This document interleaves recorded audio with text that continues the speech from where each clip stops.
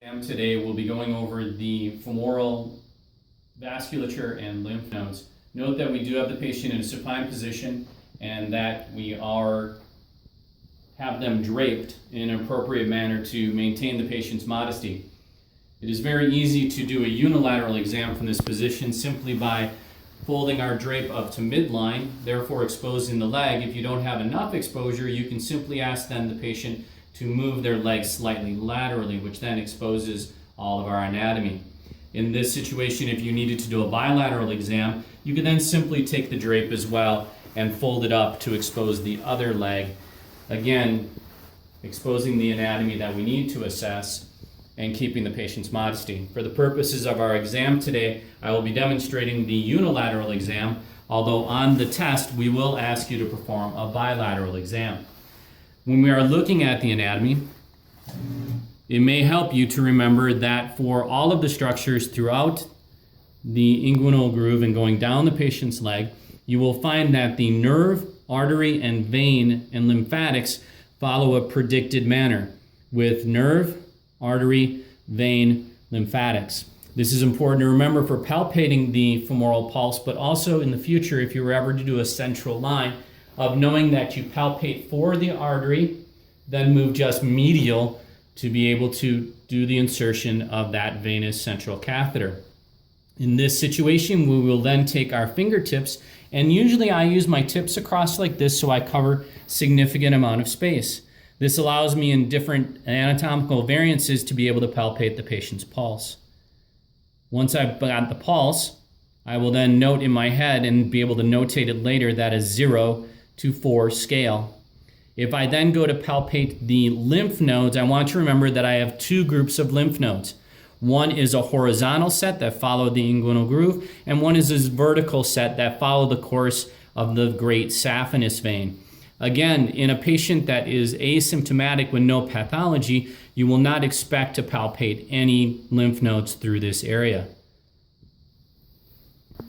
As we continue our lower extremity peripheral vascular exam, we will move on to palpating the popliteal pulse.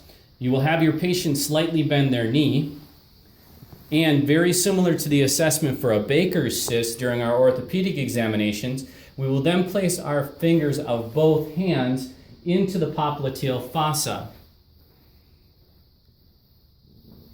Remember that in some patients, the popliteal artery can be difficult to palpate, and so do take the time to move your fingertips around until you're able to palpate the popliteal artery. Once you do this, remember to do it bilaterally, but you're again going to grade on a 0 to 4 scale. Remember to use your osteopathic touch.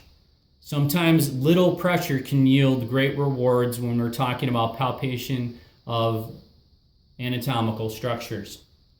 Once you have completed the assessment of the popliteal artery, you are then going to assess visualizing the leg, looking for abnormal patterns for venous stasis, for stasis dermatitis, for abnormal hair patterning, or varicosities of blood vessels.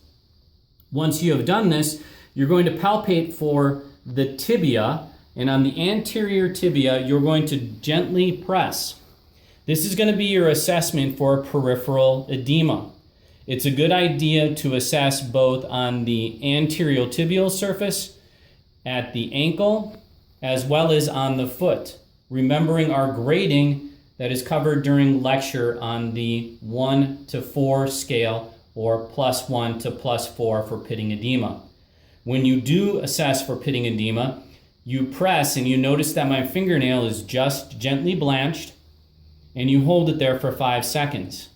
When you remove your finger, you'll note that there will be a dent if the person has pitting edema. Notice on this examination that there is no pitting edema. The next point we're going to then go on to is assessment of the dorsalis pedis pulse and the posterior tibial pulse. We'll start with the posterior tibial pulse. Again, using our fingertips, you palpate the lateral malleolus. Move your fingers posteriorly, assessing the location of the Achilles tendon. This gives you a good landmark then to take your other hand and bring your fingers in so that you go into the groove behind the medial malleolus and the Achilles tendon. Again, with my fingertips, I'm going to assess for that pulse point, grading it on a 0 to 4 scale. Our dorsalis pedis then is commonly found right across the top of the foot where you would expect the shoelaces to be. With my fingertips again, palpate just lateral to the first metatarsal and just medial to the second. This should be about where you're able to palpate the pulse, and again, grading it on a 0 to 4 scale. As long as we're here, we're going to talk about capillary refill. Capillary refill can be a good way to measure how a person's circulatory system is doing to the skin. It is often one of the earliest changes we see when people become hemodynamically compromised. The way that we test for this is you take a person on a general surface area, most often the hands or the feet, you gently press for approximately 5 seconds and then release your finger. Notice how it blanched to a white and then returned to pink. I will do that one more time. Gently press and release. It goes from a white to a pink. The time that you want on this is less than 3 seconds. It is uniformly accepted that greater than 3 seconds demonstrates compromised hemodynamics and should be of concern. Now, remembering also that room temperature, person's vascular tone, as well as skin color can often affect capillary refill.